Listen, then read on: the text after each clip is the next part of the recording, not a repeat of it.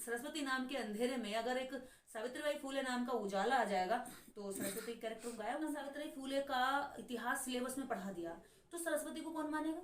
सरस्वती का तो कोई हिस्ट्री में ऐसा कुछ काम है ही नहीं, कोई योगदान है ही नहीं, ना भारत में, ना शिक्षा में, ना कोई स्त्रियों में, ना किसी बच्चे में, ना बाल। अपनी कल्पना में बहुत सुंदर किसी की, मान लो कि मैं कोई कलाकार अपनी गर्लफ्रेंड की जो है बहुत ही अच्छी इमेज सोचता हूँ कि मेरी जो प्रेयसी है वो इतनी खूबसूरत हो और वो उसने ऐसी कला वहां पे गाड़ दी। तो इसी तरह की मूर्तियों का निर्माण हुआ भारत में, जब औरतों की मूर्तियां बनी। और देखने में ऐसा था कि ये महिलाएं ये पूछती थी कि सावित्रीबाई फूले कौन है? तुम तीनों चारों में से कौन सी महिला सावित्रीबाई फूले? क्या तुम्हारी सास का नाम है? क्या तुम्हारी माँ का नाम है? कौन है सावित्रीबाई फूले? हमें मिलवाओ ना। जब हमने उन्हें इतिहास बताया कि सावित्रीबाई फूले वो है, जब तुम इस वक्त दिल्ली में हूँ, मेरे साथ दीदी निर्देश सिंह हैं, इनसे बातचीत करेंगे। जिस तरह से कहा गया कि एक ऐसी महिला उभर के आई उस जमाने में जब लोग महिलाओं को बाहर निकलने से मना करते थे, यानी कि रूढ़वादी लोग भारत में थे जो कि महिलाओं के बाहर निकलने से या सती प्रथा पे तमाम बातें चल रही थी। उस दौर में एक ऐसी महिला उभर के सामने आती हैं जो महिलाओं की शिक्षा की बात करती हैं। आज सावित्री बाई जी का जन्म दिवस है, बातचीत करेंगे। और दीदी निर्देश सिंह खास तौर पे महिलाओं के लिए बात करती हैं। बहुजन समाज की जो महिलाएं आज भी भटक चुकी हैं, कर्मकांड में फंसी हुई हैं, दीदी निर्देश सिंह तमाम उन महिलाओं को जागरूक करने के लिए लगातार मुहिम चला रही हैं। आज दीदी से बातचीत करेंगे। जिस तरह से कहा जा रहा है कि आज भी बहुजन समाज की जो महिलाएं हैं वो नहीं जानती कि कितना बड़ा योगदान रहा है सावित्रीबाई फूले का इन महिलाओं को निकालने में, शिक्षा की तरफ ले जाने में।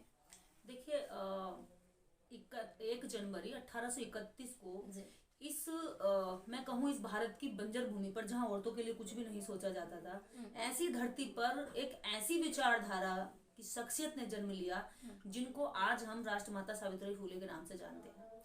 माता सावित्रीबाई फूले इस भारत के अंदर केवल स्त्रियों की शिक्षा के लिए काम नहीं की, स्त्रियों के लिए और भी अन्य फील्ड में काम की।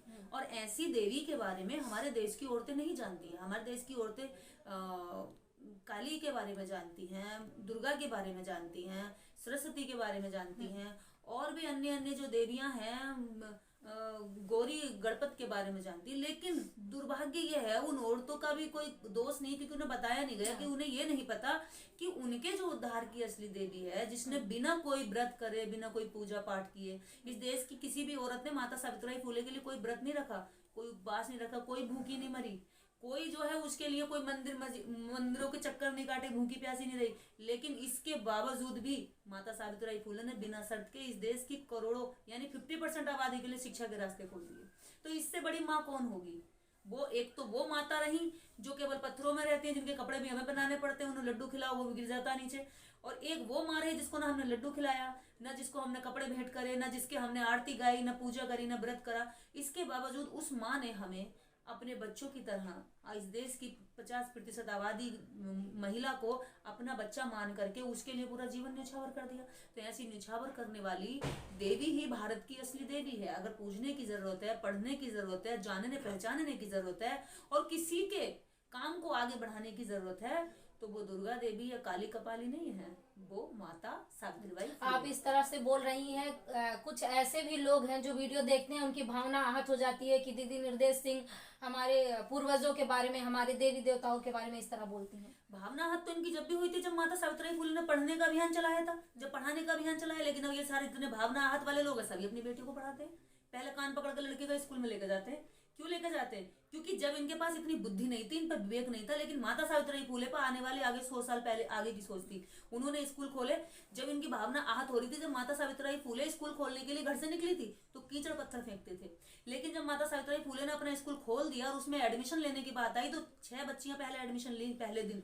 और पहले दिन में जब 6 बच्चियों ने एडमिशन लिया तो 4 वही ब्राह्मण समाज की लड़कियां थी जिनकी भावनाएं आहत होती है। तो ये भावना आहत करने का पहले ढोंग करते हैं और बाद में उसी विचार को एक्सेप्ट कर लेते हैं। यानी ये पहले जिस चीज को ये पहले मर्ज समझते हैं, बाद में इन्हें समझ में आता है, इन्हें देर देर से समझ में आता है कि मर्ज नहीं है तो दवाई है भाई साहब, और ये लेनी ही पड़ेगी। तो माता सावित्रीबाई फूले ने दवाई दी, उस दवाई से पहले इनकी भावनाएं आहत हुई। उसके बाद इन्हें पता चला भावना कुछ नहीं होती है, शिक्षा जरूरी है, और अपनी बेटियों को उन्होंने शिक्षित करना शुरू कर दिया। बेटी तो छोड़ो, आज सबसे अगर बहू भी लाते तो पढ़ी लिखी ढूंढते हैं, अनपढ़ बहू को कोई शादी भी नहीं करना चाहता।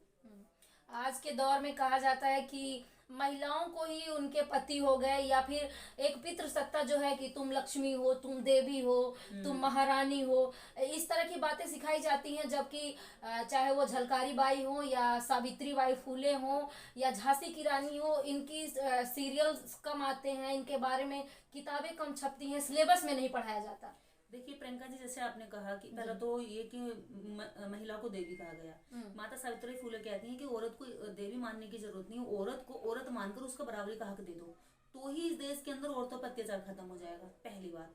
दूसरा, आपने कहा कि किसी सिलेबस में नहीं पढ़ाया गया। अगर प्रियंका जी इस भारत के अंदर माता सावित्री फूले का इतिहास सिलेबस में पढ़ा दिया तो सरस्वती को कौन मानेगा? सरस्वती का तो कोई हिस्ट्री में ऐसा कुछ काम है ही नहीं, कोई योगदान है ही नहीं, ना भारत में, ना शिक्षा में, ना कोई स्त्रियों में, ना किसी बच्चे में, ना बाल अपराध में, किसी भी चीज में उनका कोई योगदान नहीं है।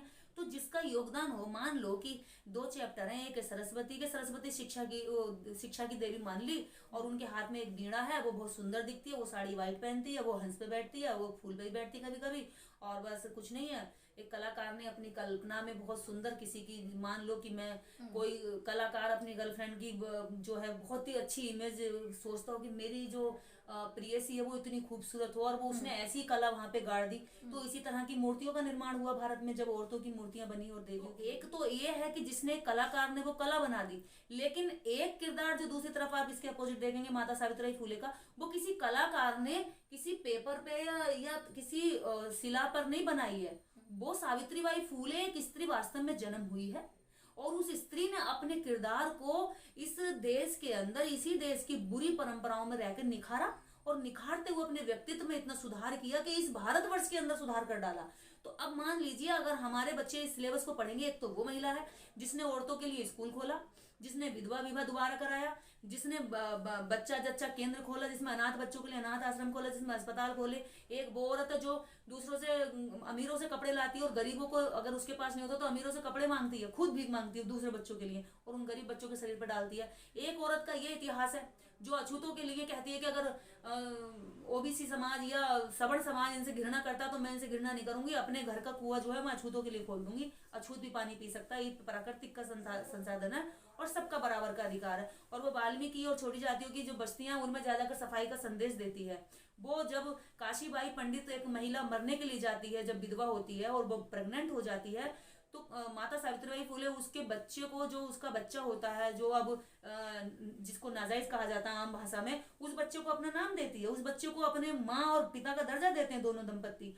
तो अब एक तरफ सावित्रीबाई फूले का ये इतिहास है, एक तरफ सरस्वती का कोई इतिहास नहीं है, और दोनों को सिलेबस में दोनों चैप्टर तैयार कर दिए। लेकिन पूजी सरस्वती जाती हैं आज भी बड़े बड़े यूनिवर्सिटी में या विद्यालय हो, स्कूल कॉलेज हो, उनमें सावित्री बाई की तस्वीर नहीं दिखती है, ना फोटो दिखती है। दूसरी तरफ सरस्वती को विद्या का केंद्र माना जाता है। नहीं नहीं, विद्या का केंद्र सरस्वती नहीं है, ये धोखा है, ये तो हमें झूठ बताया गया है, और इसीलिए लोगों ने इसको एक्सेप्ट भी कर लिया, क्योंकि सावित्रीबाई फूले का जो एक चैप्टर था वो गायब कर दिया। यानी कि जो रियल हीरो थी, जो रियल हीरोइन थी, रियल नायिका थी इस भारत की, और उस नायिका को देख करके इस देश की सारी स्त्रियां एक नायिका बनती, कहती कि नहीं, बुराइयां मैं खत्म करूंगी और मैं इनसे लड़ सकती हूँ, मैं कहीं भी जाकर के कमजोर नहीं हूँ। तो ऐसी स्त्रियों का कहीं किरदार, ऐसे कैरेक्टर कहीं भारत में और न जन्म हो जाए, इसलिए सावित्रीबाई फूले का कैरेक्टर दबा दिया, और इधर इसके अपोजिट ये सरस्वती का कैरेक्टर सामने ला दिया। अब सरस्वती के बारे में अगर पढ़े तो क्या है, सरस्वती ब्रह्मा की बेटी है, और जब ब्रह्मा सरस्वती पुराण पढ़ते हैं तो पता चलता ब्रह्मा जी ने अपनी बेटी का शील भंग कर दिया था। तो अब ऐसी स्त्री के बारे में एक इधर पढ़ाया जाएगा, एक इधर पढ़ाया जाएगा। तो मुझे बताइए, आप या मैं, आप ही बताइए, दोनों चैप्टर अगर पढ़ाए जाए आपको, एक बुक, दोनों सिलेबस आपकी बुक में हो, तो आप कौन से सिलेबस के प्रति जो है आकर्षित होंगी, कौन से सिलेबस को अपने जीवन में उतारना चाहेंगी, सावित्रीबाई फूले के या सरस्वती के? बताएं। कोई भी एक सिलेबस आपको अगर चुनना होगा तो आप किसको चुनेंगे? इस देश का मुझे नहीं लगता कि कोई भी बच्चा उस समय फिर सरस्वती को चुनेगा, फिर तो सावित्री को ही चुनेगा ना। कोई भी बेटी सरस्वती को नहीं चुनेगी, क्योंकि कौन कौन सरस्वती बनना चाहेगी? कौन अपने बाप से अपने ऊपर जो मतलब ये एक्ट करवाना चाहेगी, उसका बाप उस पर रेप एक्ट करे? तो कोई भी बेटी सरस्वती नहीं बनना चाहेगी, और कोई भी इस देश के अंदर जो सरस्वती के पूजने वाले लोग हैं, सरस्वती को नकली कैरेक्टर में इस देश के अंदर थोपने वाले लोग हैं, वो सावित्रीबाई फूले को बर्दाश्त नहीं कर पाएंगे। देखो एक ही चीज रह सकती है एक जगह पर, या तो अंधेरा रह सकता है या उजाला रह सकता है। जब उजाला आता है तो अंधेरे को भागना पड़ता है। नाम के अंधेरे में अगर एक सावित्रीबाई फूले नाम का उजाला आ जाएगा तो सरस्वती कैरेक्टर गायब होना पड़ेगा। इसने नकली कैरेक्टर बनाए रखने के लिए उस पर जोर लगाना पड़ता है, लगातार प्रचार करना पड़ता है, और यूनिवर्सिटी कॉलेजों में देना पड़ता है। और रोज देखो पूरे देश के अंदर सरस्वती की वंदना गवाई जा रही है, लेकिन लोग सावित्रीबाई फूले बनना चाह रहे हैं। है ना ताज्जुब की बात। सरस्वती की सुबह को वंदना होती है, हे सरस्वती, और किसी उसी की तस्वीर भी होती है, उसी का जो है वो मनाया जाता है, बसंत दिन मनाया जाता है। लेकिन सावित्रीबाई फूले का कोई दिन नहीं मनाया जाता। इसका उनका तो जन्मदिन बस हम जैसे लोग, बहुत सारे लोग जो वास्तव में इस देश के सिस्टम को चुनौती दे सकते हैं, ऐसे लोगों ने शुरुआत करी। और मैं खुद अपना ही हाल बताऊं, 2011 में जब हमने सावित्रीबाई फूले के नाम से एक संस्था बनाई, तो जब हम गांव-गांव जाते थे कार्यक्रम करने के लिए कि हम सावित्रीबाई फूले ब्रिगेड से आई हूँ, मैंने एक ब्रिगेड बनाया था, महिला ब्रिगेड। तो हम गांव में जाते थे तो महिलाएं कहती थी सावित्रीबाई को तो बुला लो, कौन है तुम में से। तो वो महिलाएं सावित्रीबाई फूले के बारे में नहीं जानती थी। लेकिन आज मुझे प्राउड है प्रियंका जी, ये प्राउड मुझे है कि मैंने जब 2011 में सावित्रीबाई फूले के नाम से संगठन बना के गांव-गांव महिलाएं गांव-गांव में सावित्रीबाई फूले की जयंती मनाती हैं, मुझे इनवाइट करती हैं, मैं एज ए चीफ गेस्ट वहां इनवाइट होती हूँ। मुझे एक खुशी होती है कि एक टाइम ऐसा था कि ये महिला ये पूछती थी कि सावित्रीबाई फूले कौन है, तुम तीनों चारों में से कौन सी महिला सावित्रीबाई फूले, क्या तुम्हारी सास का नाम है, क्या तुम्हारी माँ का नाम है, कौन है सावित्रीबाई फूले, हमें मिलवाओ ना। जब हमने उन्हें इतिहास बताया कि सावित्रीबाई फूले वो है, जब तुम घरों की दहलीज भी पार नहीं कर सकती थी, तब उन्होंने दहलीज पार की और हाथ में किताब लेकर स्कूल खोला और तुम्हारे हाथों में भी किताब दी। आज कितनी महिलाएं ऐसी हैं जो अपनी बेटी के पढ़ाना नहीं चाहती, तो गांव की महिलाएं हर गांव में बोली हम तो चाहते हैं हमारी बेटी पढ़े, और हमारा ये बड़ी इच्छा है कि हमारी बेटियां पढ़नी चाहिए। तो ये हमने उनको बताया कि ये जो तुम्हारी इच्छा है, जो आज तुम्हारे अंदर ये विचार है, तुम्हें नहीं पता कि ये विचार किसका है, ये विचार माता सावित्रीबाई फूले। उस दौर में सावित्रीबाई फूले ने गोबर कीचड़ सहा अपने ऊपर, वो अपने बैग में 2 साड़ियां लेके जाती थी। लेकिन आज का जो दौर है, संसाधन है, पढ़ने की सुविधाएं हैं, किताबें हैं, लेकिन आज के इस दौर में बहुजन समाज कहीं ना कहीं अपने जो पुरखे हैं उनको भूलता जा रहा है, अपने जो महापुरुष हैं उनको भूलता जा रहा है, और वो कर्मकांड की तरफ बढ़ रहा है। इसको कैसे देखती हैं आप? आज जितनी महिलाएं प्रोफेसर बनी हैं, टीचर बनी हैं या अधिकारी बनी हैं, आज कारों में घूमती हैं या नेता बनी हैं। अगर आज वो कारों में घूमती हैं, उनकी कार खोलने के लिए एक ड्राइवर होता है, दरवाजा खोलने के लिए भी, उनके घर में सर्वेंट होता है खाना बनाने के लिए भी। अगर आज वो घर से निकल रही हैं, दहलीज पार कर रही हैं और किसी भी तरह की तरक्की पा रही हैं, तो इसके पीछे माता सावित्रीबाई फूले का हाथ है। माता सावित्रीबाई फूले पैदल पैदल गई थी, लेकिन आज माता सावित्रीबाई फूले ने मेहनत करके आज की औरत को कार में बिठा दिया, हवाई जहाज में बिठा दिया, ट्रेन में बिठा दिया, चंद्रयान तक पहुंचा दिया। इसका दम किसी भी उस विचार का नहीं है जो ये कहता था ढोर गवार पशु शूद्र नारी सकल ताड़ना के अधिकारी। ये उस विचार का दम है जो माता सावित्रीबाई फूले कहती थी कि एक स्त्री के पढ़ने से कई पीढ़ियां पढ़ जाती हैं, एक स्त्री के पढ़ने से 3 पीढ़ियां तो उसी स्त्री के माध्यम से सुधर जाती है। तो स्त्री शिक्षा पर उन्होंने जो जोर दिया वो केवल भाषण से नहीं दिया, उन्होंने करके भी दिखाया। वो घर से निकली, और ऐसा नहीं कि वो पहले से पढ़ी लिखी थी, स्त्री शिक्षा की सुधार के लिए उन्होंने खुद पढ़ाई की। एक ऐसी महिला, आप देखिए ना, उसने 0 से स्टार्ट किया। कैसा माहौल रहा होगा कि जब वो घर से निकलती होंगी और चारों तरफ मतलब अंधेरा ही अंधेरा था, अज्ञानता का, जहाँ औरतें भी ये कहती थी अरे आइए सावित्री टाइम खराब करने के लिए, इतनी देर में हमारी बेटियां तेरे साथ पढ़ने जाएंगी, इतनी देर में तो हमारी लड़कियां गोबर थाप लेंगी, बर्तन धो लेंगी, घर गोबरी लीप लेंगी और बकरी चुगा लेंगी, तू कहाँ हमारी बेटियों का टाइम खराब करती है। छोड़ दिया फूले ने तुझे फालतू में, यहाँ तेरे पास तो कोई काम धाम है नहीं और हमारा भी टाइम खोटी करने चली आती है। तो ऐसा, और फिर उस समय वहां पर आपको जानकारी हो कि पुणे के अंदर जो वहां का बाजीराव पेशवा था, भी हमने 1 जनवरी को शौर्य दिवस मनाया। बाजीराव पेशवा जो है, मनुस्मृति का पूरा जो कानून था पूरे देश के अंदर, अगर सख्ती से इसका पालन किया गया तो वो पुणे में ये कहा गया कि औरत को और शूद्र को कभी शिक्षा नहीं देनी चाहिए। और उसी सिस्टम के ऊपर उसके खिलाफ जाकर के सावित्रीबाई फूले ने कहा कि अरे ओ कौन होता है मनु जो ये कहे कि स्त्री और शूद्र नहीं पढ़ सकते, स्त्री भी पढ़ेगी, शूद्र भी पढ़ेगा, और इसका पढ़ाने का जिम्मा मैं लेती हूँ। और सावित्रीबाई फूले ने वो करके दिखाया। तो मनु तो उसी दिन आत्महत्या करके मर गया था जिस दिन सावित्रीबाई फूले ने शिक्षा का दीप जलाया इस देश के अंदर। तो आप देख सकते हैं, जब मनुस्मृति अपने चरम पे था, मनुवाद अपने चरम पे था, तब एक ऐसी महिला घर से निकलती है, गोबर कीचड़ सहती है और वो तमाम भारत की महिलाएं आज के दौर में हम निर्देश जी को देख सकते हैं। सावित्री बाई फुले की तरह ही आज सोशल मीडिया का दौर है, लेकिन लड़ाई लड़ रही हैं। आए दिन धमकी मिलती है, जान से मारने की धमकी, तो अश्लील भद्दी गालियां दी जाती हैं। जब इनका आप फेसबुक या ट्विटर खंगालेंगे तो हजारों गालियां इनको भी दी जाती है, क्योंकि आज के दौर में जो तमाम मनुवादी हैं उनके ऊपर निर्देश जी प्रहार कर रही हैं। लगातार जो है सवालों से घेरती आती हैं।